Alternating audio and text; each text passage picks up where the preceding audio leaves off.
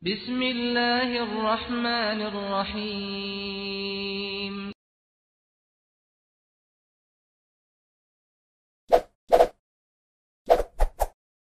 Subscribe, like, and share. Nanti kami serahkan kepada Ustadz Didik.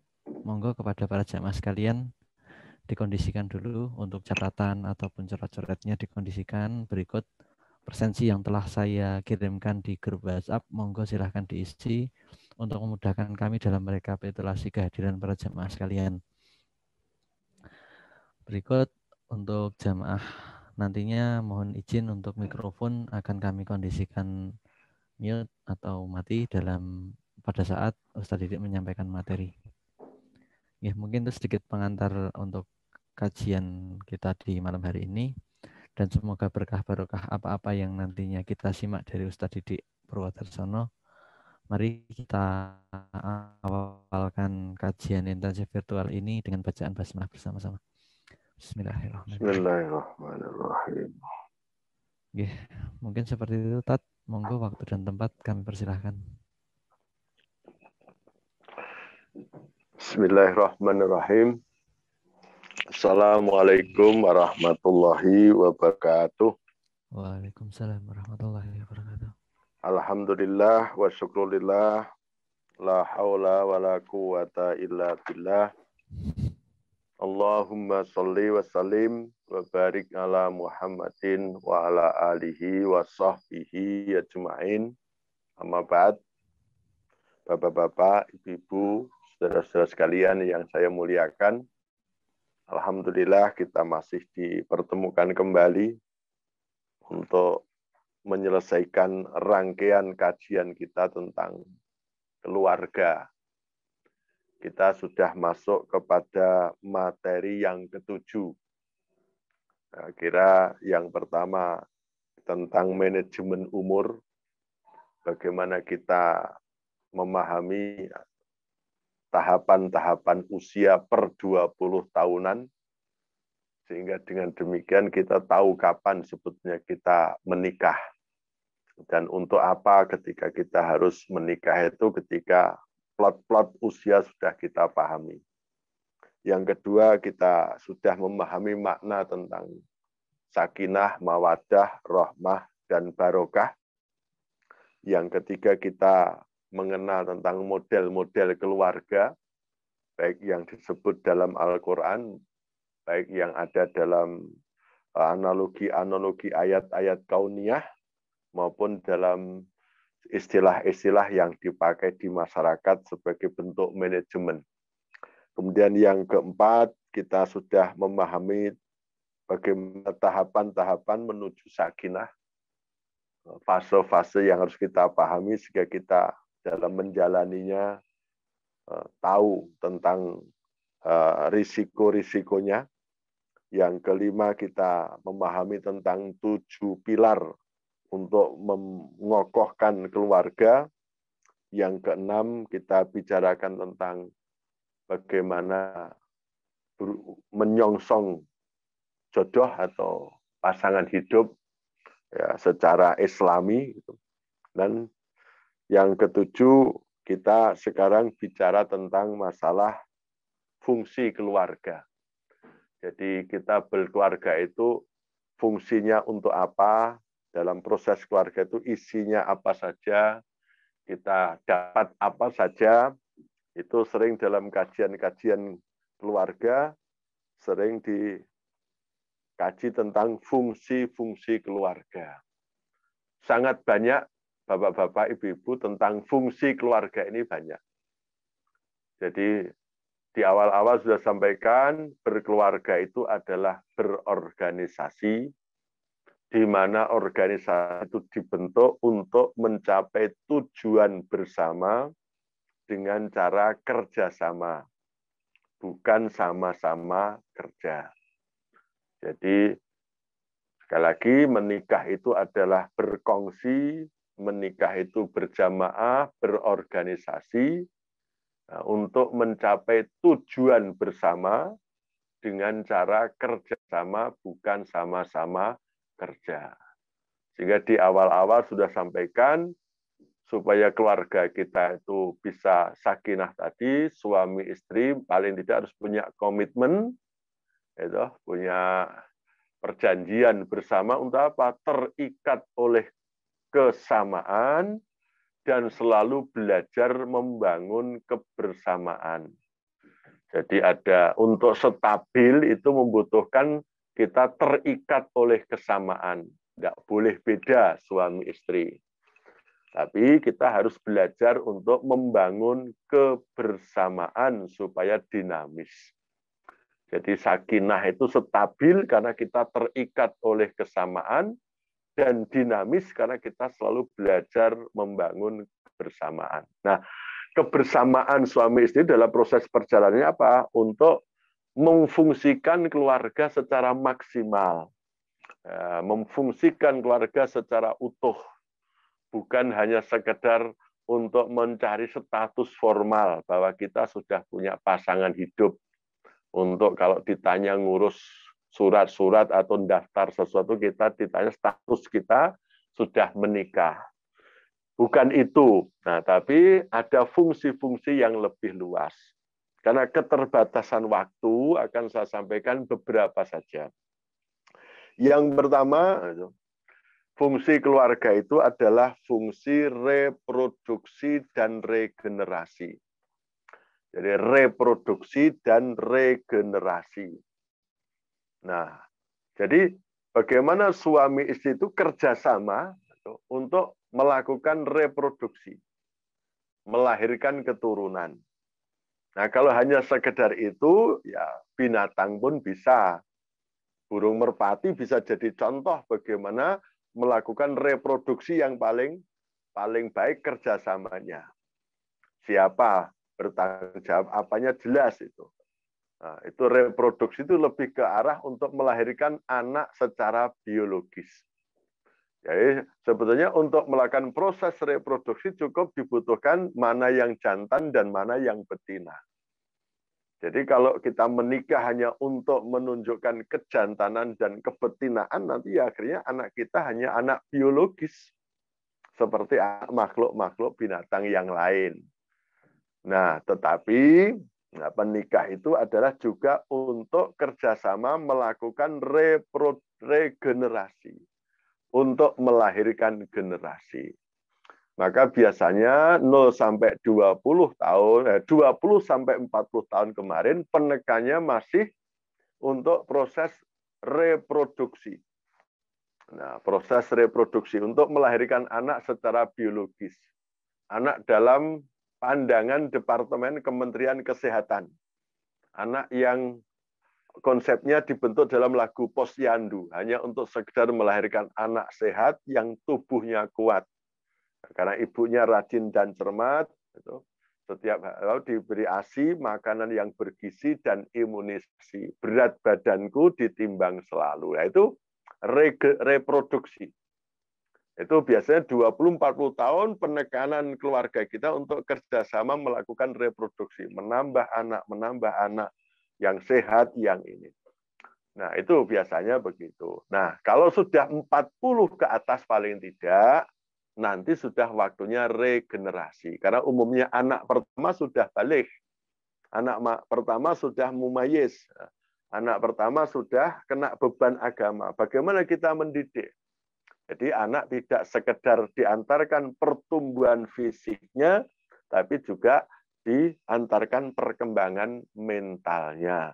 Sehingga dalam surat Al-Ahqaf ayat 15 itu salah satu harapan kita regenerasi adalah untuk wa aslih li fi dzurriyyati.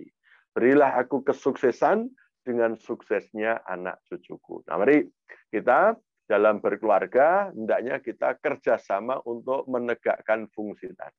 Pertama, fungsi reproduksi jelas. Untuk mempertemukan sel sperma dan sel ovum, kemudian mengandung, melahirkan, menyusui, ditimbang, dan seterusnya itu adalah untuk reproduksi. Ketika ditanya jumlahnya anak berapa, beratnya berapa, tingginya berapa, kita bisa memonitor. Tetapi anak bagi manusia bukan sekedar aspek reproduksi, tapi sudah aspek regenerasi. Sehingga ketika kita tanya nanti anak kita bisa mikul dur mendem jero, mengangkat martabat dan menjaga rahasia. Orang tidak akan tanya lagi kalau udah anak kita SMP, SMA, apalagi mahasiswa ditanya beratnya berapa, tingginya berapa, kok anakmu hebat-hebat, gemuk-gemuk, kan tidak. Sekarang pada di mana, kuliah di mana, sudah bangga pada kualitas anak. Jadi rumah tangga, keluarga adalah untuk menegakkan fungsi reproduksi dan regenerasi. Maka ketika kita memilih pasangan hidup kemarin, sebenarnya kita tidak sekedar memilih untuk mencari istri atau suami. Itu untuk reproduksi, mencari suami dan istri. Tapi hendaknya juga berpikir tentang bapak dan ibu. Jadi ketika misalnya ada seorang ikhwan tertarik dengan akhwat, nah, secara biologis tertarik, secara ini tertarik, untuk kepentingan bisa bermesraan, bisa ini.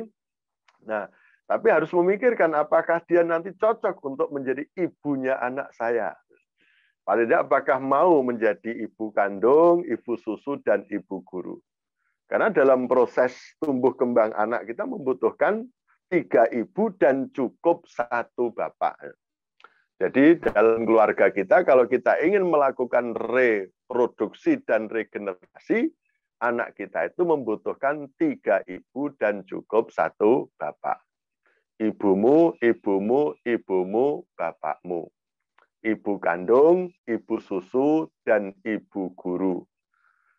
Bapak yang satu harus menciptakan sistem keluarga, menyiapkan fasilitas, memimpin, supaya setiap anak yang lahir dari keluarga kita itu menemukan ibu kandung yang ikhlas, ibu susu yang tuntas, dan ibu guru yang cerdas pada usia emas. Ini hak setiap anak dalam Islam. Berhak menemukan ibu kandung yang ikhlas.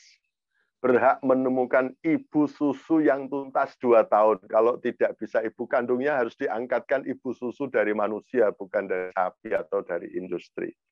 Anak butuh ibu guru yang cerdas, mengantarkan basis pendidikan sebelum disekolahkan, kira-kira 3 tahun pertama pada usia emas. Maka saya katakan jangan sampai kita dalam regenerasi, reproduksi dan regenerasi gagal, atau hanya sekedar sukses reproduksi tapi gagal regenerasi.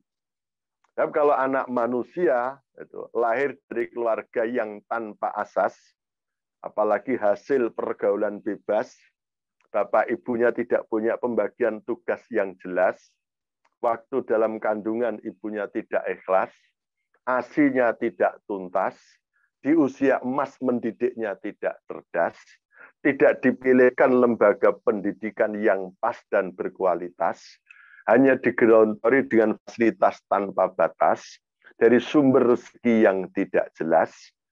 Besok kalau sudah usia pubertas, kira-kira 11-17, kalau pasif jika dilepas di alam bebas, kalau pasif cenderung menjadi pemalas, dan kalau agresif cenderung beringas, ganas, dan pengganggu kamtipmas. Jadi sekarang banyak orang-orang yang gagal regenerasi. Rata-rata orang kalau anaknya libur panjang di rumah kecewa. Ternyata anaknya tidak bisa dibanggakan. Ra ngerti gawean, tidak empati. Terus ibulah segalanya. Yang mengandung ibunya, menyusukan ibunya, mendidik ibunya, ngantar jemput ibunya, nyucikan ibunya, itu nanti nyarikan kerja ibunya, nyarikan sekolah ibunya, yang cari duit ibunya, nah, ibu segalanya. Nah, ini keluarga yang tidak punya pembagian tugas yang jelas. Jadi sekali lagi fungsi keluarga adalah untuk pertama reproduksi dan regenerasi. Melahirkan anak-anak yang sehat secara jasmani, tapi juga melahirkan anak-anak yang sehat secara mental. Syukur tadi mengantarkan anak 20 tahun menjadi anak yang berprestasi. Punya prestasi hati, punya prestasi otak, dan prestasi otot. Dulu pernah kita bahas dulu, 0-20 itu adalah keluarga kita yang punya kewajiban mendidik anak berprestasi. Sensitif, kreatif, dan produktif. Kalau dalam Quran, setiap keluarga seharusnya melahirkan anak ulil albab, ahli dzikir, ahli fikir, dan ahli ikhtiar. Surat Al-Imran 190-191. Afektif, kognitif, dan psikomotoriknya tumbuh secara terpadu. Maka kita sekarang punya namanya sekolah-sekolah Islam terpadu, sebetulnya untuk membantu keluarga kita mencapai tujuan regenerasi, bukan reproduksi tadi. Itu yang pertama. Yang kedua, Bapak-bapak, ibu-ibu yang saya hormati, berkeluarga itu punya fungsi ekonomi. Kerjasama ekonomi, organisasi ekonomi. Nah, kalau kita membentuk ekonomi yang sempurna, itu paling tidak adanya keadilan, adanya kebersamaan antara barang dan jasa secara seimbang. Jadi ekonomi itu sebetulnya adalah pertukaran, kerjasama, sirkulasi antara produk barang dan produk jasa. Ada yang bisa jadi produsen barang, ada yang bisa produsen jasa. Yang produsen barang ya petani, peternak, penelayan itu produsen barang.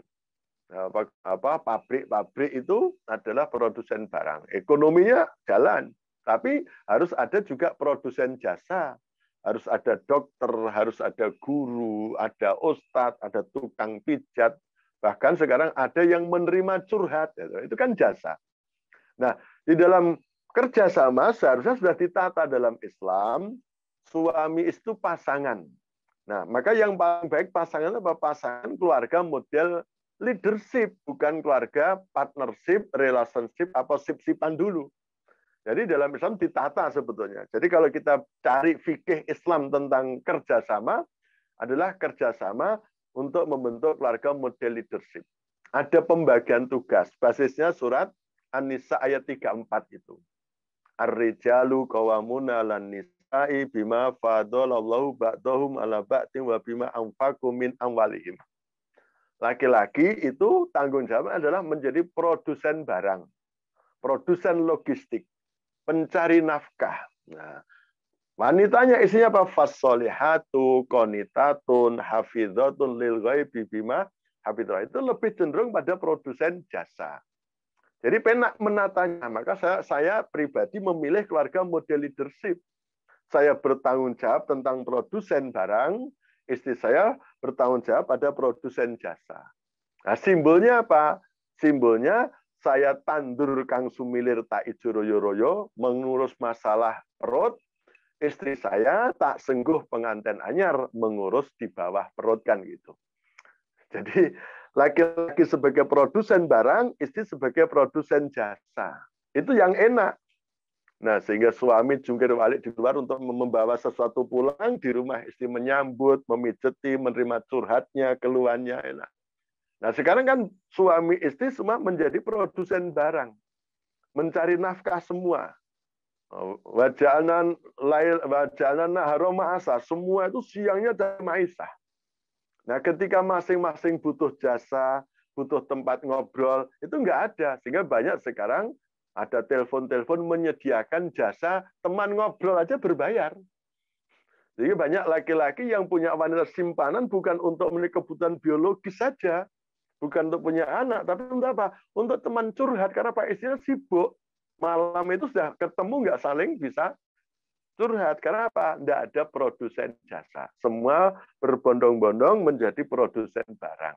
Nah, sehingga sistem ekonomi yang sempurna macet dalam keluarga kita.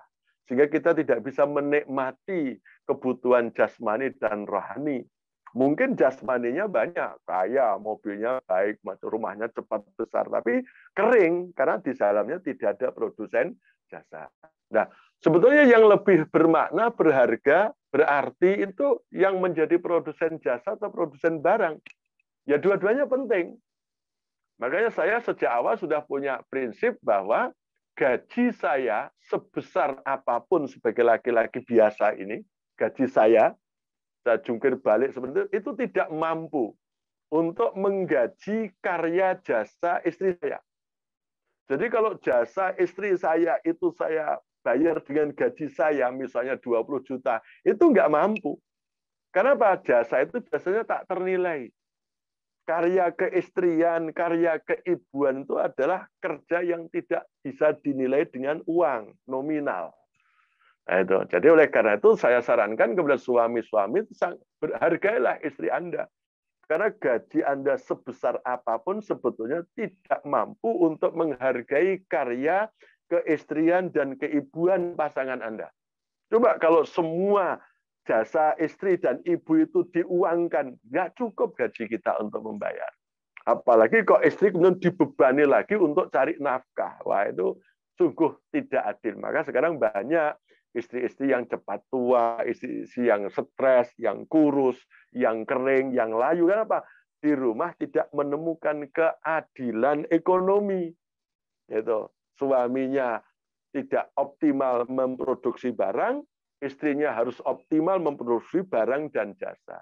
Jika laki-lakinya tidak bisa jadi tulang punggung, istrinya harus jadi double, ya tulang punggung, ya tulang rusuk. Maka sok baik istri sekarang gugat cerai, istri berontak, istri selingkuh, atau minimal istri sering cemburu, penak jadi wong lanang, enak jadi laki-laki. Semua saya yang harus ngerjakan. Nah itu. Apalagi kalau suaminya di PHK, sudah nggak bisa jadi produsen barang, nggak bisa menjadi produsen jasa. Nah, fungsi ekonomi keluarga akan terganggu. Nah, otomatis kalau terganggu, sakinah, mawaddah, rahmah, dan barokah nggak akan tercapai. Jadi ada dua itu. Tuh. Jadi fungsi, yang pertama fungsi reproduksi dan regenerasi, yang kedua adalah fungsi ekonomi, di mana siapa yang menjadi produsen barang, siapa yang menjadi produsen jasa, di situ tukar-menukar. Produsen barang butuh jasa, produsen jasa juga butuh barang. Itulah namanya ekonominya bergerak, ekonominya dinamis dalam sebuah keluarga. Terpenuhilah kebutuhan dohir dan batinnya, jasmani dan rohaninya. Itu sehingga menjadi orang sukses tapi juga orang bahagia. Itu dulu kan kita bahas tuh 0 sampai 20 untuk jadi orang berprestasi, 20-40 menjadi orang yang sukses, 40-60 menjadi orang yang bahagia. Nah, jadi keluarga kita tidak hanya sukses secara materi, tapi juga bahagia secara rohani. Karena masing-masing ada produsennya secara bertanggung jawab. Dan tukar-menukarnya ikhlas, tidak saling hitung-hitungan. Ini kalau kita membangun keluarga sebagai fungsi ekonomi. Nah, yang ketiga, keluarga itu punya fungsi afektif, fungsi hati, fungsi perasaan, sensitivitas. Di situ ada namanya saling syukur, saling sabar, saling pengertian, saling mencintai, saling empati. Nah, itu bisa diasah dalam keluarga kita. Maka kita hendaknya belajar bagaimana fungsi afektif ini bisa berjalan dalam keluarga kita. Nah, suami istri yang saling pengertian, saling mencintai tadi, saling bersyukur, saling support, itu sehingga bisa dinikmati. Nah, jadi ada tadi fungsi afektif. Banyak keluarga-keluarga yang tidak saling mencintai, hanya formalitas saja, tidak ada kemesraan di dalamnya. Tidak ada empati, misalnya istrinya jungkir balik, suaminya hanya merokok saja, atau main burung, atau mancing. Itu tidak ada empati. Atau sebaliknya, suaminya sudah jungkir balik, cari nafkah, istri tidak pernah berterima kasih. Suami sudah sulit-sulit mencari duit, nah, berusaha untuk bawa oleh-oleh sampai di rumah malah diinterogasi, dibanding-bandingkan. Itu berarti kita belum bisa menjalankan fungsi afektif dalam keluarga, dan itu butuh lama, saling pengertian, saling toleransi, saling empati, karena kita pasangan, itu tidak bisa egois. Setiap manusia pasti punya kelebihan dan kekurangan, siap dalam suka dan duka. Makan sepiring dulu bisa berdua, merintis. Maka saya sarankan itu kalau menikah itu berangkatnya dari nol, berangkatnya dari nol. Jadi kalau bukan dari plus. Jadi kalau laki-laki mau menikah, kalau bisa tidak usah menunggu kalau sudah mapan. Nah, karena apa? Karena dengan adanya berangkat dari nol, itu kita nanti akan mengasah empati ini, mengasah afektif ini, mengasah perasaan. Namanya saiyek saiko proyo, namanya atut runtut namanya apa istilahnya itu ya menderita bersama itu dinikmati, sehingga apa antara suatu hubungan batinnya itu sangat kuat. Itu namanya fungsi afektif. Di sinilah dibutuhkan perasaan dan pemikiran yang laki-laki kreatif yang konstruktif, wanita sensitif yang kondusif. Jangan sampai membentuk keluarga masing-masing negatif. Suaminya kreatif yang destruktif, wanitanya sensitif provokatif. Nah itu nanti tujuan untuk mendapatkan fungsi afektif itu tidak bisa tercapai. Maka harus latihan terus-menerus mengembangkan sifat-sifat positif. Nah, kalau perlu hubungan suami istri itu bukan berpikir apa yang saya dapatkan. Sudah mulai berpikir apa yang saya berikan. Mungkin perlu memahami surat Al-Imran ayat 133 sampai 134 kira-kira. Itu apa? Suami istri yang bertakwa. Itu suami istri yang gimana? Diterapkan dalam kehidupan rumah tangga. Sebenarnya itu umum, tapi kalau diterapkan dalam keluarga apa? Alladzina yunfikuna fis-sarai wad-dara. Selalu memberi, selalu melayani, selalu berinfak di waktu lapang maupun di waktu sempit.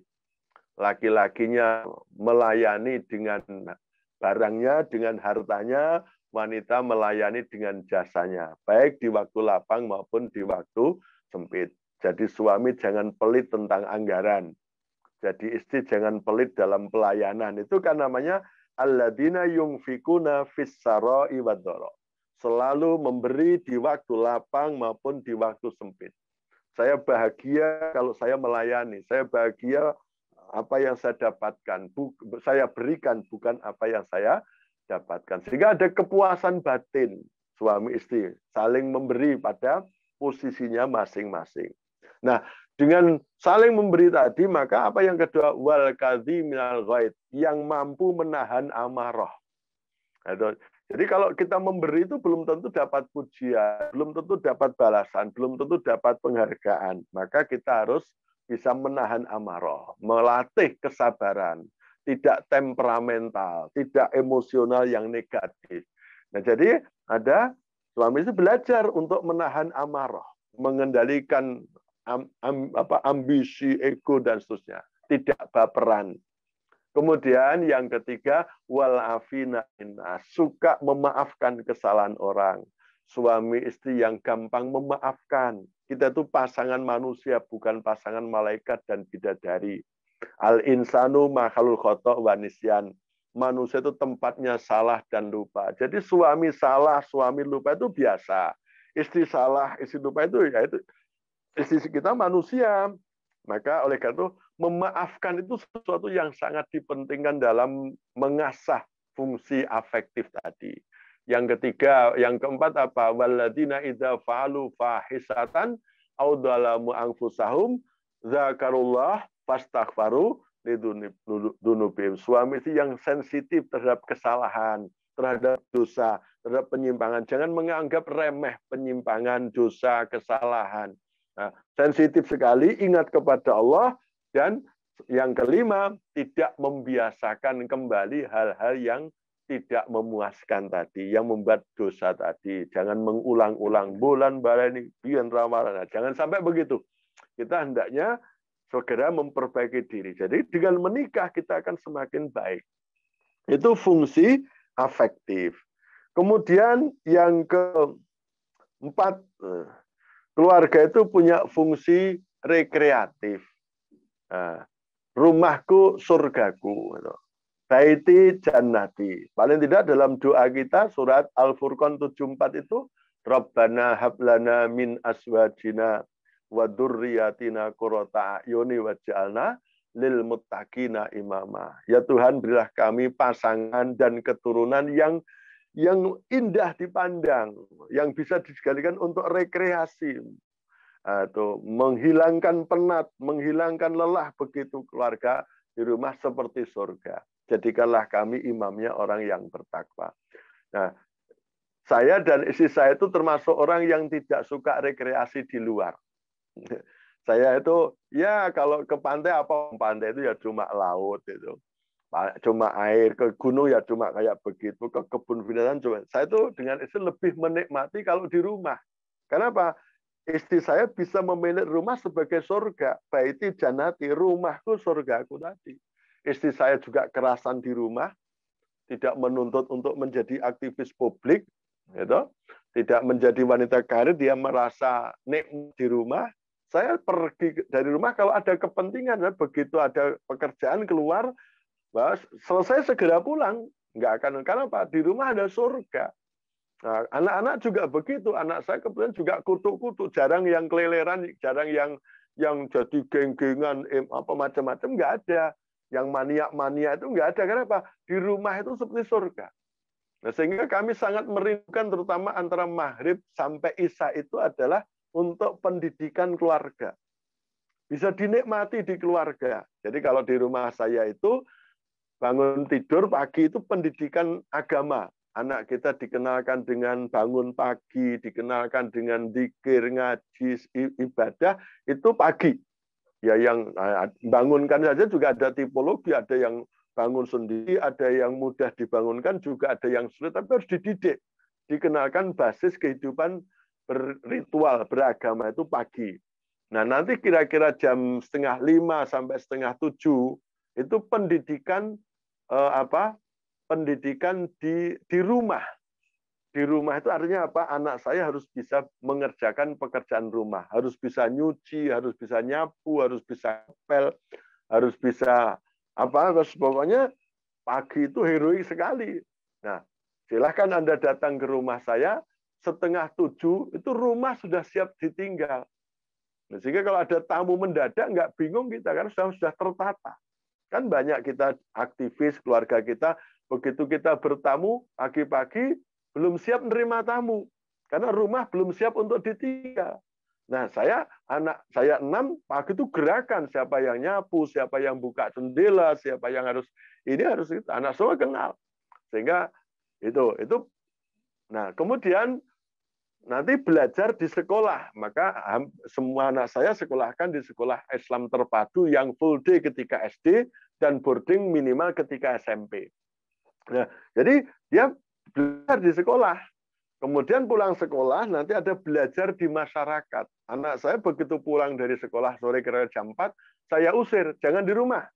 Anak pergi, main. Dengan siapa, Pak? Ya, dengan manusia, wong main sama siapa.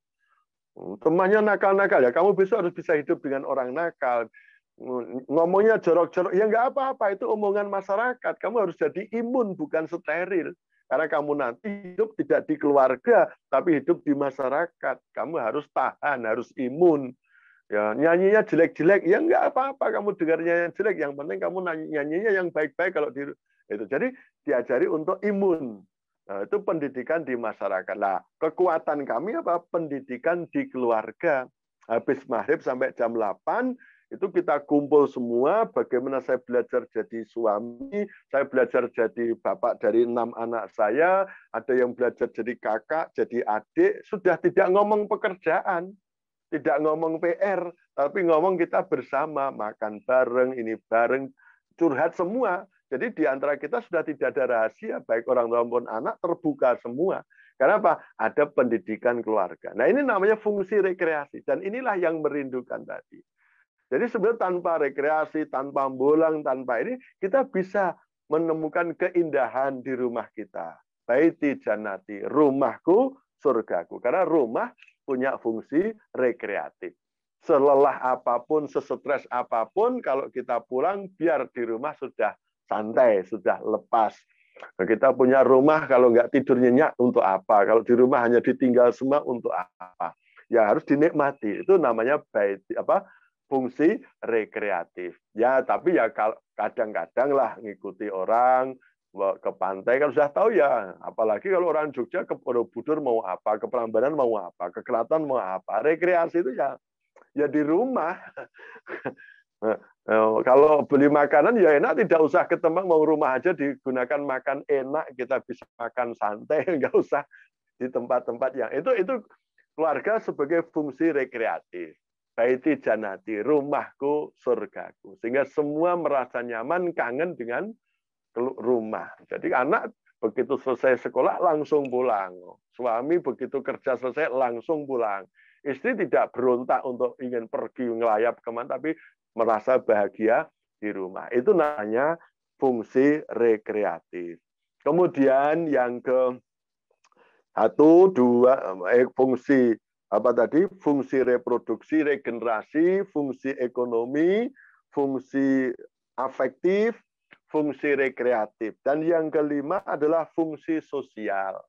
Jadi keluarga kita adalah bagian terkecil dari sosial, bahkan bagian terkecil dari umat, dari dunia, dari negara. Dan itu kita belajar, tidak mudah.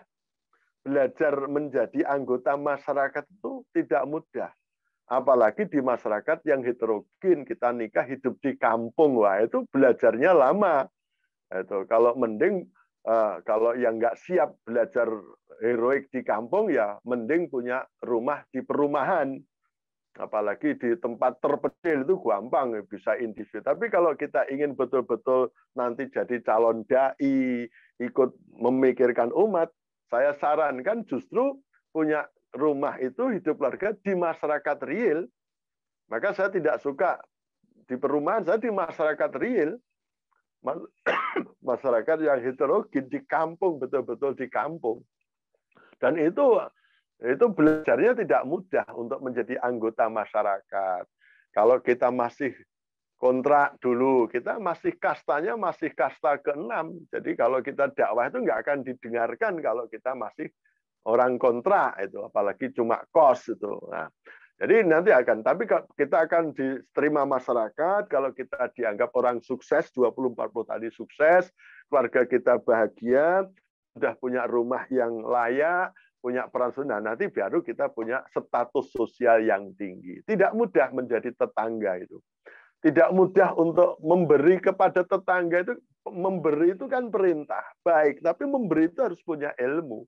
Nah, kalau kita nggak belajar memberi, nah, itu bahaya, nanti bisa jadi tersinggung orang kita beri. Itu. Saya pernah misalnya dibenci oleh tetangga saya karena Pak, saya sering memberi orang tuanya. Nah, orang tuanya ngomong-ngomong, Pak Didi itu mau memberi, mau ini kamu anaknya orang tahu ngekei, nah, itu malah jadi geger. Itu kan ilmu. Jadi dalam masyarakat itu harus belajarlah. Keluarga itu punya fungsi sosial. Bagaimana kita harus mengenal lingkungan kita. Makanya kita harus juga ronda, harus kerja bakti, ikut PKK, ikut pengajian, ikut arisan. Kadang-kadang banyak yang bertentangan dengan prinsip-prinsip kita, tapi kita harus, itulah realitas. Yang penting di situ kita tidak tenggelam. Kita di situ meskipun basah tapi bisa berenang. Jadi seorang aktivis dakwah hidup di masyarakat bukan menyesuaikan diri dengan masyarakat, tapi memahami kondisi masyarakat. Kalau menyesuaikan diri nanti ya kita hanyut, diajak sini, diajak ini. Ya enggak, kita di situ memahami. Saya hidup dalam masyarakat yang begini, maka tetap saya berenang. Gitu. Saya basah tapi saya berenang, tidak hanyut. Apalagi tenggelam. Nah itu belajar keluarga sebagai fungsi sosial. Yang keenam, keluarga punya fungsi edukatif.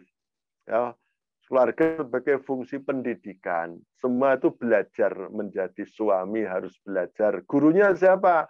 Gurunya istri. Jadi kalau mas-mas, para ikhwan ingin pinter jadi suami, ya nikah. Karena guru kita sebagai suami yang akan menilai prestasi kita sebagai suami adalah istri. Nah, kalau di luar jadi belum tentu di rumah jadi suami yang baik menurut istrinya. Itu. Jangan dikira orang-orang yang pinter tentang teori di rumah sudah lulus di hadapan istrinya, belum tentu, karena kita harus belajar terus. Nah, kalau ingin jadi istri yang baik, ya belajarlah dari suami. Bukan dari buku-buku, bukan dari teori-teori saja, tapi harus menikah. Nah, menikah itulah tempat untuk belajar. Yang laki-laki belajar menjadi suami yang baik, yang wanita belajar menjadi istri yang baik. Nanti juga begitu, belajar kepada anak sebagai bapak, sebagai ibu. Ya, jadi makanya saya dulu dipesoni oleh dosen saya yang kebetulan seorang pendeta, Itu kalau kamu ingin menjadi orang tua yang sukses, orang tua yang hebat, maka niatkanlah punya anak yang banyak. Pada tahun-tahun 81, gencar-gencarnya KB ini kalau ada nasihat, justru kita disuruh punya anak yang banyak kalau menjadi orang tua yang hebat. Saya sempat bertanya, apa alasan Pak kalau kita ingin jadi orang tua yang hebat, harus punya anak yang banyak? Anak itu gurumu sebagai orang tua. Itu. Jadi kalau guru TK itu yang baik, belum tentu nanti jadi ibu yang baik di rumah. Itu. Ngajari anak misalnya kalau suka privat ngajari anak orang lain dengan ngajari murid lain dengan motivasi, nanti belum tentu bisa ngajari anak dengan cara begitu. Maka kalau anak kita banyak berarti anak itu bagi kita harapan bukan ancaman. Pak Didi putranya berapa? Cuma 6. Lah Bapak sudah 2. Nah kan beda toh, baru cuma 6 dengan sudah 2 itu kan beda. Kalau baru 6 itu kan ringan. Cuma 6 itu ringan, tapi kalau sudah 2 itu kan berat. Anak sebagai ancaman. Anak itu ibaratnya buku. Setiap anak punya judul yang berbeda dan pasti punya isi yang beda. Semakin banyak anak kita itu semakin banyak referensi kita. Jadi oleh karena itu anak itu guru kita sebagai orang tua. Saya banyak belajar saya dianggap sebagai bapak yang baik itu karena guru saya anak-anak saya. Nah, itu termasuk juga belajar menjadi menantu, terutama yang putri. Yang akhwat itu harus belajar menjadi menantu yang baik di hadapan mertua putri. Karena 90% menantu perempuan itu tidak bisa hidup harmonis dalam satu tempat dengan mertua perempuan. Nah, ini harus belajar. Ya, fungsi edukatif. Ya, tadi belajar jadi ipar, belajar jadi mertua, itu keluarga itu tempat belajar. Jadi ada fungsi edukatif, ada fungsi pembelajaran.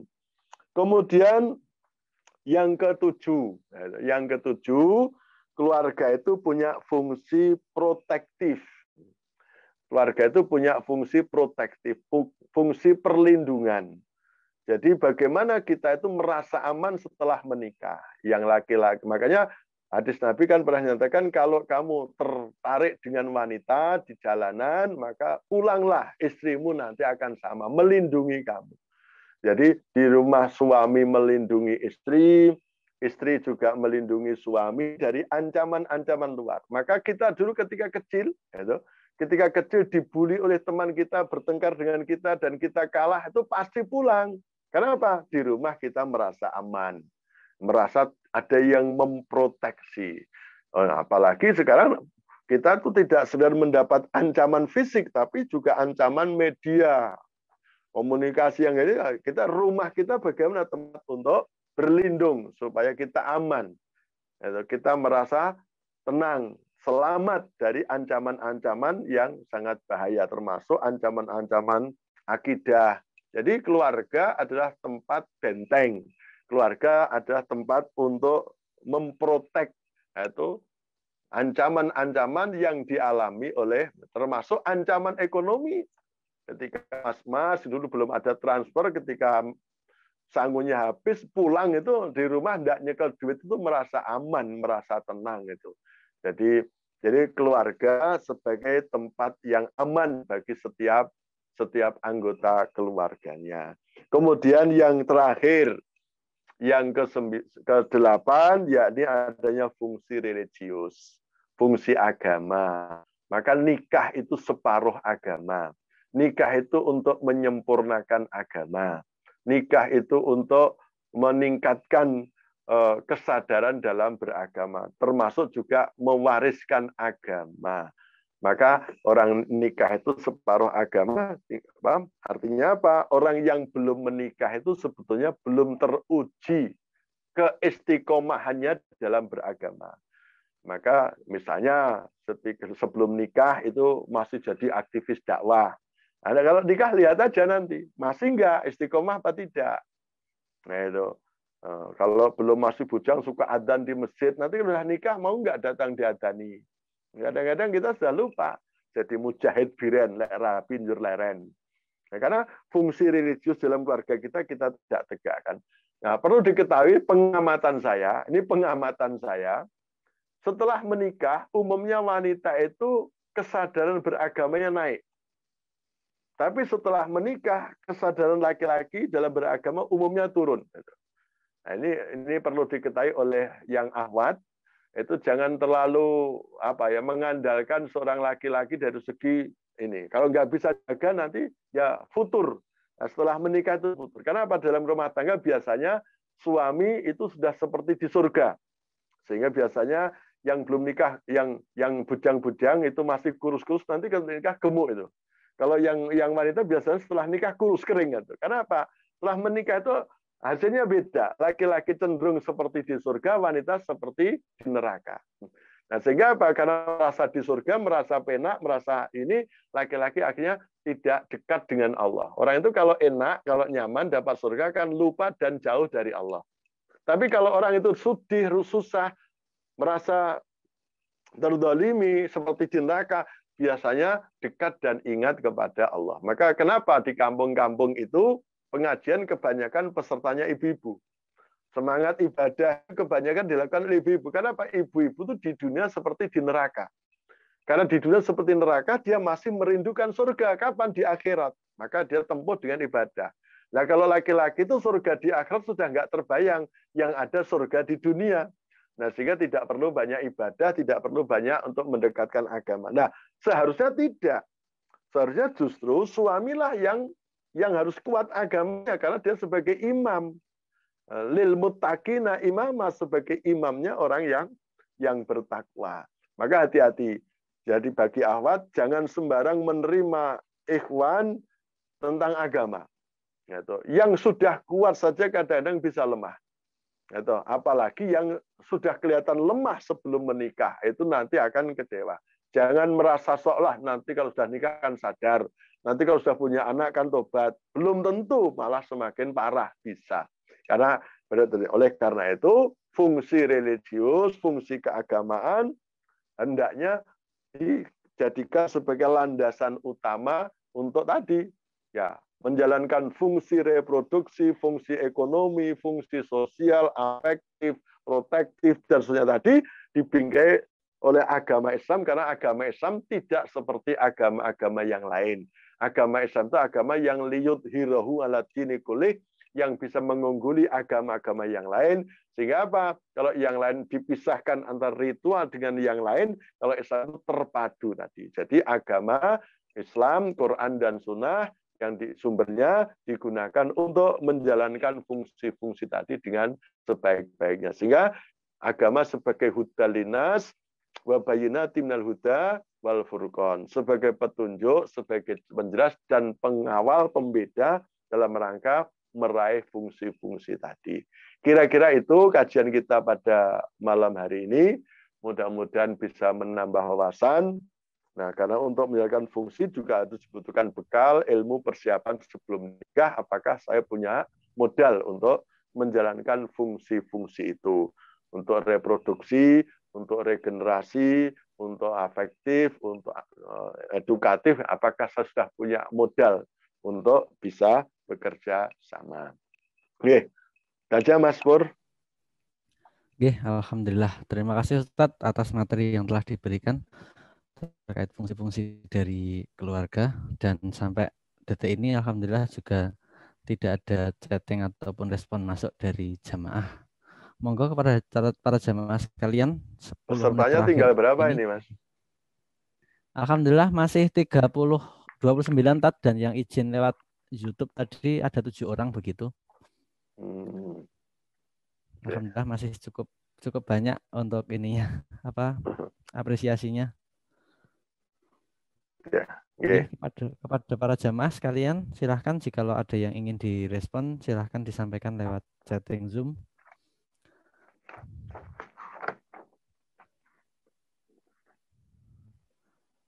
Okay. Alhamdulillah sudah masuk di pertemuan ke-7 kita, dan pekan depan berarti pertemuan terakhir untuk kajian intensif virtual di kelas rumah tangga malam ini.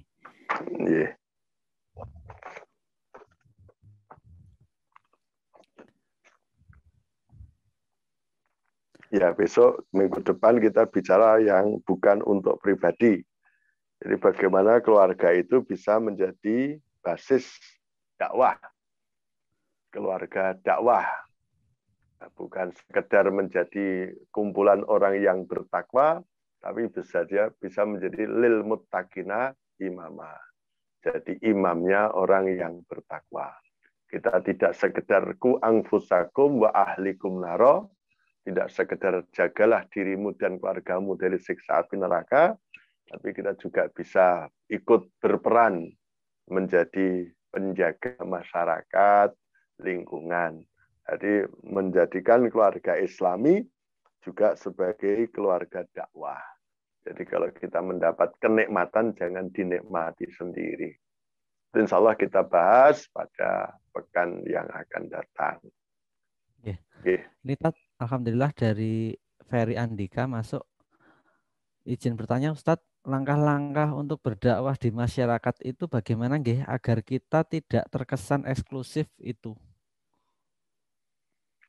Ya memang kalau kita sudah ingin dakwah di masyarakat, ya itu kita harus menjadi uswah lebih dulu. Karena masyarakat itu lebih melihat bukti ketimbang janji.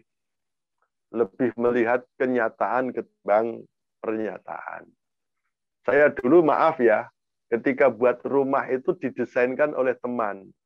Nah, saya nggak cocok protes. Saya ingin rumah yang sederhana biasa saja. Enggak, Ustadz rumahnya harus lebih baik dari lingkungannya. Ustadz itu harus mentingkring. Supaya apa? Supaya Ustadz itu kalau ngomong didengar. Kalau Ustadz nggak punya nilai lebih, kan nggak didengar.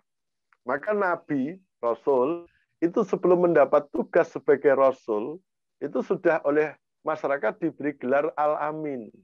Orang yang dipercaya. Nah, bagaimana kita dipercaya oleh masyarakat lah? Ya, minimal kita jadi orang sukses itu loh. Nah, kalau dai-nya gagal, dai-nya tidak sukses, tidak punya kepercayaan, ya ngomong ya cuma alah, paling-paling nanti kalau dirasani pindah kos, pindah kontrak, paling-paling ini. Jadi kita di masyarakat harus jadi orang level atas. Maka Nabi itu punya al-amin, orang yang dipercaya.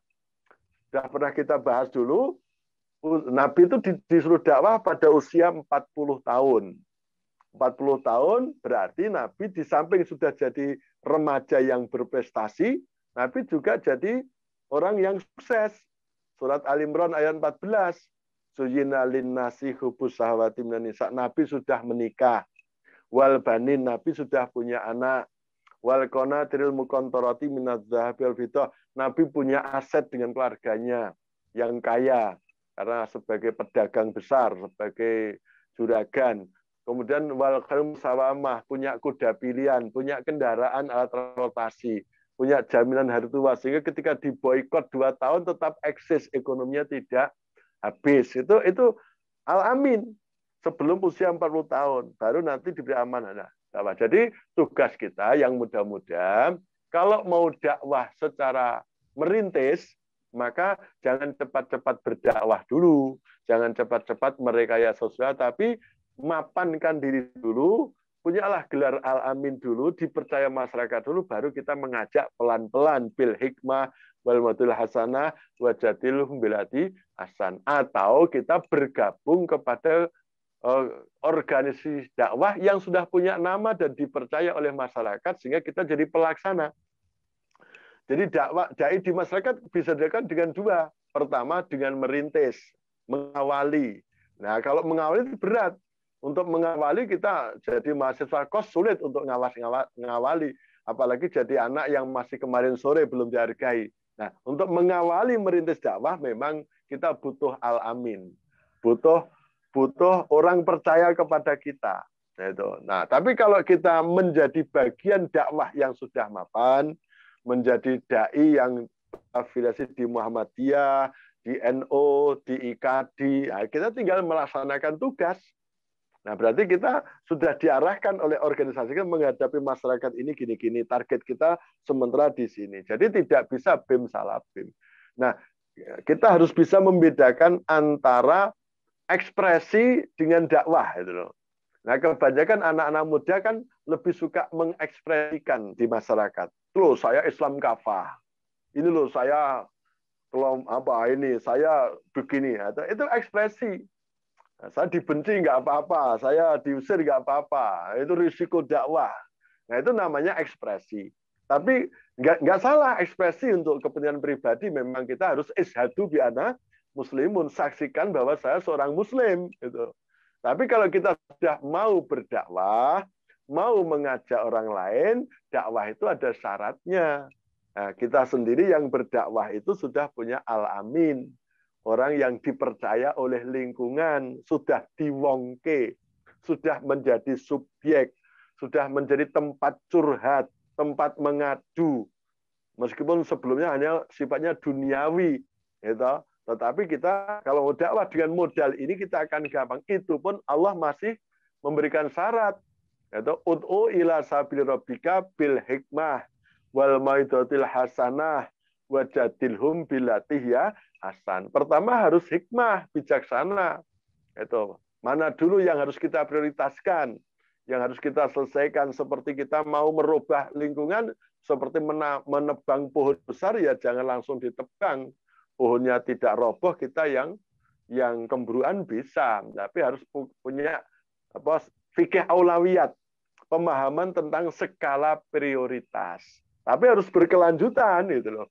Kita harus yang mana pelan. Nabi kan dakwahnya 23 tahun Nabi, apalagi kalau kita berapa ya mungkin lebih panjang, nanti estafet. Jangan baru masuk ingin merubah kayak ceramah. Nah, itu bukan dakwah, itu adalah ekspresi, mengekspresikan diri. Nah, itu nggak akan berhasil kalau mau dakwah. Tapi mengekspresikan diri tidak salah tadi, isyhadu bi anna muslimun. Tunjukkan bahwa saya sebagai muslim itu boleh. Tapi kalau tadi sudah mau berdakwah, mau ada orang lain, kita kadang-kadang harus memahami, bukan menyesuaikan. Bagaimana menghadapi orang yang masih begitu? Ya jangan langsung ditenggal. Bil hikmah. Wal mau'izatil hasanah. Kalau ngasih maidah itu yang baik. Bukan yang benar, yang baik. Yang benar jelas, tapi harus disampaikan dengan cara yang baik. Bahasanya harus paham. Bahasa masyarakat kita harus paham. Gitu. Nah, kemudian yang ketiga apa? Wajadilhum billati hasan. Kalaupun terpaksa berdebat, kita harus berdebat dengan cara yang lebih baik. Jangan sampai debat hanya ingin menang saja, ingin menghancurkan musuh. Karena kita mau dakwah, mau merangkul. Nah, nanti dalam surat Fussilat ayat 33-35, kita disuruh apa? Disuruh memperbaiki orang, membalas kejahatan dengan yang lebih baik. Kalau dilempar batu, apa yang harus kita lakukan? Kalau dimusuhi, dibully, kita harus membalas.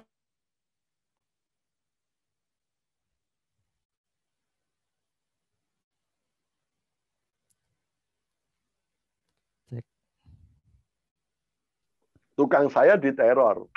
Saya oleh orang-orang tertentu tidak disapa. Tapi sekarang satu persatu mereka minta maaf. Satu persatu mereka mendekati saya. Kemudian ada anaknya yang mau, adiknya yang kerja di pondok dan seterusnya. Akhirnya sekarang sudah mulai cair. Dan itu butuh waktu. Karena apa? Kita kadang-kadang harus membalas kejahatan itu dengan kebaikan sehingga musuh menjadi pendukung. Nah, ini kita harus minta gitu. Jadi oleh karena itu kalau kita mau berdakwah, ya harus belajar tentang fikih dakwah lah. Tentang pemahaman tentang dakwah, bukan sekedar bras. Ya kalau kan kita harus bisa bedakan ya antara dakwah dengan tablik gitu. Dengan tausiah, dengan taklim, dengan khutbah.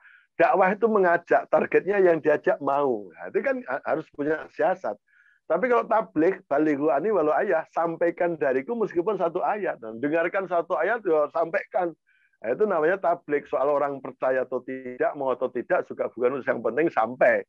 Tapi kalau khutbah itu instruksi, maka wal imamu yaktubu faqad lahud. Yang berkhutbah itu imam, yang memberikan instruksi itu pemimpin.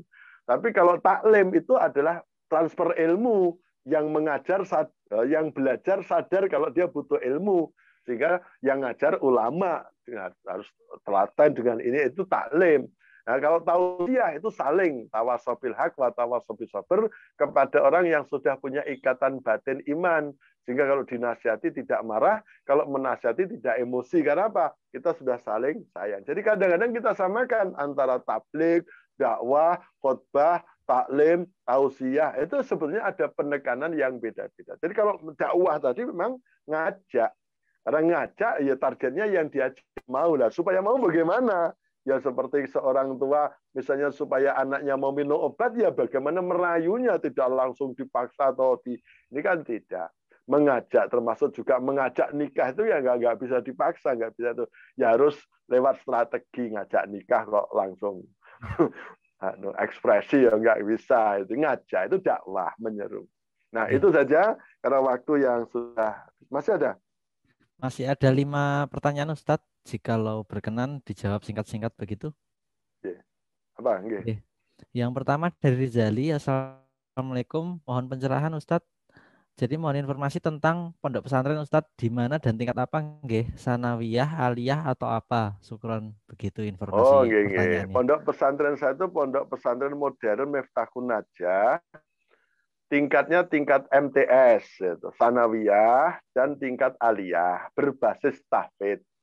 Diharapkan lulus aliyah, di samping punya ilmu profesi, dia juga punya ilmu syar'i minimal hafal 30 juz. Dan sudah banyak yang tercapai hasilnya. Meskipun belum meluluskan, sudah tercapai. Kalau yang MTS, tempatnya di Jalan Kabupaten, di Dusun Trini. Ya nanti, ya sedangkan yang putra itu di Dusun Ngawen, hanya di Jalan Kabupaten, di dekat rumah saya. Kemudian yang aliyah itu di daerah Ngaglik, di Dusun Wonorejo. Nah nanti bisa hubungi saya 081 32 87 84 130 nanti bisa. Tuh. Oke, di Jogja. Oke, jazakallah Tat. Terus sambungan Tat yang bawahnya dari Irwan. Izin bertanya Ustadz, apa batasan ibu sebagai madrasah pertama? Ya, madrasah itu kan sekolah, tempat pendidik. Ya, ibu itu ya sebagai pendidik yang pertama bagi anak sebelum dikenalkan dengan pendidikan yang lain. Jadi kalau bisa sebelum anak kita ke playgroup, sebelum anak kita ke PAUD, sebelum anak kita dipegang orang lain, itu seharusnya dipegang oleh ibunya. Maka tadi ibu harus lengkap ideanya. Nabi menyebut ibumu, ibumu, ibumu baru bapakmu. Jadi 3 ibu itu bukan 3 istri ya, 3 ibu. Ibu kandung, ibu susu, dan ibu guru. Sebenarnya itu sekolah semua. Mengandung dengan ikhlas itu sudah mendidik sejak dalam kandungan. Bukan sekedar supaya hanya sampai lahir pokoknya sehat. Enggak, kan dididik. Mendidik kan ya ibu sambil membaca sikapnya, tadarusnya, itu akan otomatis mendidik anak sejak dalam kandungan. Sambil kemudian memberikan ASI 2 tahun. Itu juga pendidikan.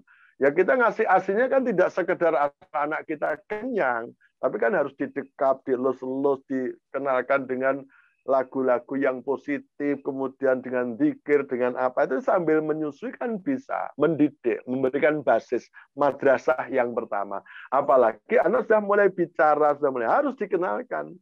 Maka dalam surat An-Nahl 78 itu kan wallahu akhrajakum min butuni ummahatikum la ta'lamuna syai'a wa ja'ala lakumus sam'a wal absara wal afidah la'alakum tashkurun. Dialah Allah yang mengeluarkan kamu dari perut ibumu dalam keadaan tanpa ilmu. Jadi anak lahir itu tanpa ilmu, tapi Allah menjadikan pendengaran, penglihatan, dan hati agar kamu bersyukur. Nah, ibu itu punya kewajiban utama untuk mengoptimalkan fungsi pendengaran, penglihatan, dan akal anak kita. Supaya anak kita nanti ketika dipautkan, disekolahkan, di IT nggak kaget. Karena apa? Sudah ada basis. Dan usahakan, kalau anak saya ditanya orang, siapa yang ngajari baca Quran kok benar, kok baik? Mesti jawabnya ibu. Gitu. Siapa yang ngajari sholat kamu? Ibu. Jadi kalau bisa jangan sampai anak kita kok Qurannya bacanya baik, siapa yang ngajari? Ustadzah. Itu kalau bisa jangan. Ya, anak kita kalau bisa yang ngajari ibu. Sholat kita yang ngajari ibu. Yang zikir bacaan-bacaan al-maksurat siapa? Ibu. Karena apa? Madrasah pertama. Sebelum dikenalkan dengan madrasah berikutnya. Nah, bapaklah yang harus menciptakan sistem keluarga, menyiapkan fasilitas supaya anak kita itu dapat basis pendidikan dari ibunya, ibu kandung, ibu susu, dan ibu guru tadi. Tat. Nyambung Tat, ini dari Aisyah. Assalamualaikum Ustadz, izin bertanya, bagi keluarga yang belum atau tidak memiliki keturunan, bagaimana cara menjalankan fungsi reproduksi atau regenerasi Tat?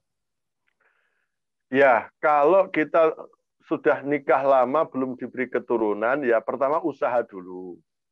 Pertama ikhtiar dengan kesehatan, baik itu modern maupun tradisional maupun tipe nabawi yang halal, yang tidak syirik, yang tidak silahkan entah dengan apa monggo silahkan untuk bisa usaha melakukan reproduksi. Tapi kalau sudah usaha dan maksimal, saya sarankan untuk membuat organisasi, mendirikan panti asuhan.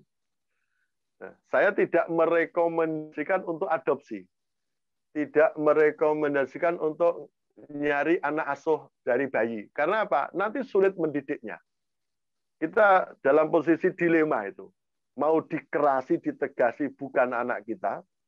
Tapi kalau dibiarkan, disayang, dimanja, anak akan pasti yang tumbuh sifat-sifat negatif. Banyak orang yang menyesal ketika maunya ngadopsi anak untuk bahagia di masa tua, tapi justru malah ngenes di masa tua.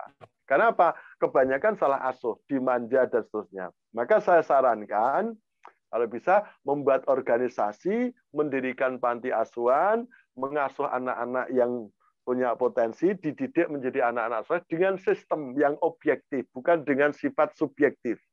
Nah, jadi ada kurikulumnya, ada seterusnya, sehingga tidak pilih kasih, tidak apa. Karena mendidik anak itu harus punya 5 sikap: pinter, kendel, tegel, prigel, supel.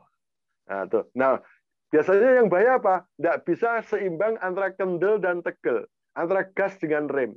Kendel itu untuk ngegas kalau naik, tegel itu untuk ngerem kalau mau turun. Nah, kebanyakan orang itu kalau sudah punya anak adopsi, biasanya tidak kendel, tapi juga nggak tegelan. Mau naik tidak digas, mau turun tidak direm. Akhirnya anak cenderung liar. Nah, ini yang dikhawatirkan. Ya, jadi, tapi kalau kita bisa tadi pinter, kendel, tegel, prigel, supel jadi satu, kempel, insya Allah anak kita akan baik. Nah, itu. Tapi kalau itu saya sarankan tadi, lebih aman mendirikan lembaga panti asuhan untuk ngasuh anak-anak dari keluarga yang tidak mampu ekonomi, yang baik-baik, dididik dengan baik oleh sistem. Dididik baik oleh sistem yang objektif. Tidak dimanja secara individual. Nanti insya Allah kalau jadi orang soleh tetap akan ingat kita. Dan kita bisa didik lebih banyak daripada ngangkat anak adopsi. Nanti adopsi juga nanti masalah hubungannya nanti masalah mahram, masalah harus mengenalkan orang jadi didik, ternyata kita punya kewajiban mengenalkan orang tuanya yang asli dan sebagainya, kan itu nanti ada masalah banyak gitu. Saya sarankan lebih baik tadi. Kalau tidak diberi anugerah reproduksi tadi. Jazakallah Tat. Nyambung dari Ardian Tat, Ustadz mau tanya, menjaga pola keluarga yang Islami itu bagaimana nggih? Karena terkadang mengawali itu lebih mudah daripada menjaga. Mengawali lebih, iya.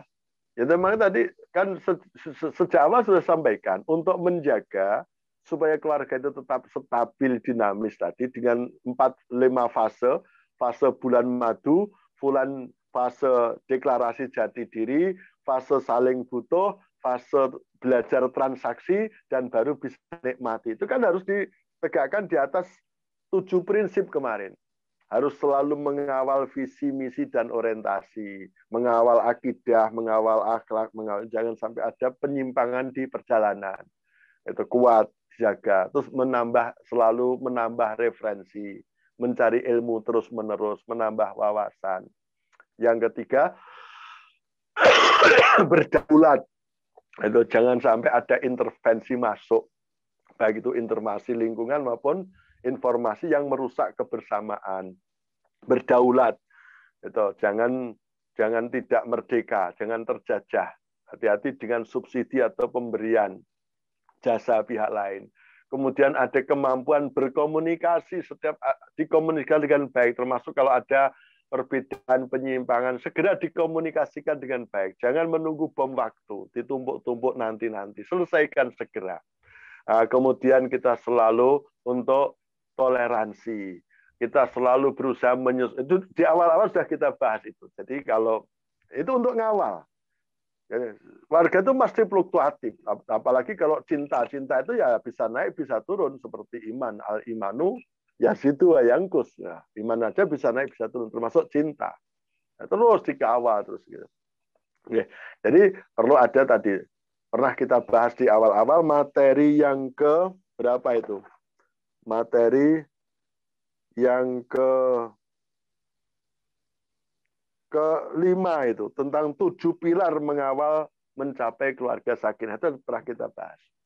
Itu untuk menjaga supaya di perjalanan tidak terjadi hal-hal yang tidak gitu. Justru malah meningkat, semakin solid, bukan semakin lemah. Ya, Ustaz. Nyambung yang terakhir Ustadz dari Sinta Sigit. Assalamualaikum Ustadz, saya izin bertanya, dalam meraih fungsi-fungsi pernikahan secara optimal, penting untuk berdiskusi secara rutin. Adakah tips-tips untuk berdiskusi tanpa melukai satu sama lain? Karena saya pernah diberitahu kalau laki-laki itu kadang egonya tinggi untuk mendengar nasihat dari istri, seperti yang Ustadz jelaskan tadi. Setelah menikah, kadang-kadang perempuan lebih aktif belajar agama, begitu. Matur nuwun. Makanya memang harus paham dalam surat Al-Imran ayat 36 itu sejak awal memang kita harus walaisa dzakaru kal unsa. Harus paham bahwa laki-laki itu tidak sama dengan perempuan. Baik secara biologis, psikologis, nanti di sosiologis juga tidak sama. Dalam rumah tangga nanti juga perannya tidak sama. Maka dalam surat Al-Hujurat itu sejak awal kita sudah secara umum harus li ta'arofu. Ya ayyuhannas inna ya ayyuhannas inna khalaqnakum min dzakari wa unsa wa ja'alnakum syu'uban wa qabaila li ta'arafu inna akramakum indallahi atqakum. Jadi harus kenal. Yang wanita itu harus mengenal sifat laki-laki secara umum. Sebagai wanita dalam berinteraksi itu harus mengenal sifat laki-laki secara umum. Nah, yang laki-laki harus mengenal sifat-sifat wanita secara umum. Itu untuk berinteraksi sosial. Nah nanti kalau sudah menikah, nanti harus memahami sifat-sifat laki-laki secara khusus yang dimiliki oleh suaminya. Dan sebaliknya juga laki-laki, suami harus memahami sifat-sifat yang khusus dimiliki oleh istrinya. Nah, dengan saling mengenal tadi, maka baru kita komunikasi dengan baik. Pernah di awal kan saya sampaikan, komunikasi itu ada 3 prinsip. Yang pertama, jangan menyimpang dari cinta. Dari husnudon. Bagaimanapun kita nikah dulu atas dasar cinta, minimal atas dasar husnudon. Maka jangan sampai semarah apapun kita merubah yang husnudon jadi suudon. Jangan sampai merubah benci menjadi cinta menjadi benci ketika kita punya masalah. Karena itu pasangan kita. Kita nikahnya berdasarkan husnudon, berangkat dari cinta. Nah, ini pertama. Yang kedua apa? Belajarlah bicara terbuka, transparan, belak-belakan itu. Karena kita sudah telanjang berdua kalau suami istri, sudah nggak ada rahasia di antara kita. Nah, yang ketiga, usahakan berbicara di tempat yang tertutup. Jadi kalau kita menggunakan bahasa cinta, kemudian kita terbuka dan kita bicara di tempat yang tertutup, aman, insya Allah tidak ada yang pengaruh. Nah, itu insya Allah hasilnya baik. Nah, tentang hal ini ada buku yang perlu dibaca, misalnya psikologi laki-laki dan perempuan, itu ada. Itu di sosial agensi mungkin ada, itu terbitan sana, bukunya agak tebal itu. Tapi kalau mau yang YouTube, sekarang ada ahlinya itu. Dr. Aisyah itu. Dr. Aisyah itu banyak mengulas tentang perbedaan karakter laki-laki dan perempuan. Bagaimana laki-laki memahami perempuan, bagaimana perempuan memahami laki-laki itu, silahkan belajar dari Bu Dr. Aisyah, itu banyak di YouTube, saya banyak mengikuti itu. Nah, tapi saya lihat itu cukup untuk jadi referensi tentang tadi bagaimana komunikasi yang baik. Oke. Komunikasi yang baik, persoalan berat menjadi mudah, ringan. Tapi persoalan yang buruk, komunikasi yang buruk, persoalan remeh bisa menjadi malapetaka. Itu tergantung bagaimana kita menginformasikan. Kita itu bukan ahli kebatinan.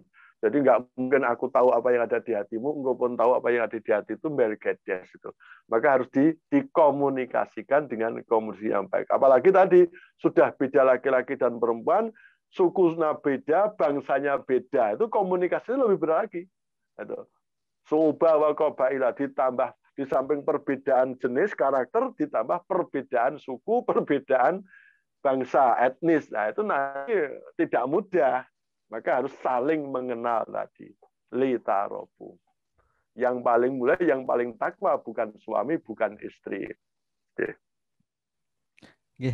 Alhamdulillah, Tat. Terima kasih atas materi dan respon yang telah diberikan. Dan alhamdulillah pertanyaan dari jamaah sudah terfasilitasi semua. Mungkin kita akhirkan kajian kita di malam hari ini karena waktu sudah lebih dari jam 9. Mari kita akhirkan kajian kita di malam hari ini dengan bacaan hamdalah dan doa kafaratul majelis bersama-sama. Alhamdulillahirrabbilalamin. Alhamdulillahirrabbilalamin. Subhanakallahumma bihamdika asyhadu an la ilaha illa anta astaghfiruka wa atubu ilaik. Sekian, terima kasih. Assalamualaikum warahmatullahi wabarakatuh. Waalaikumsalam warahmatullahi wabarakatuh.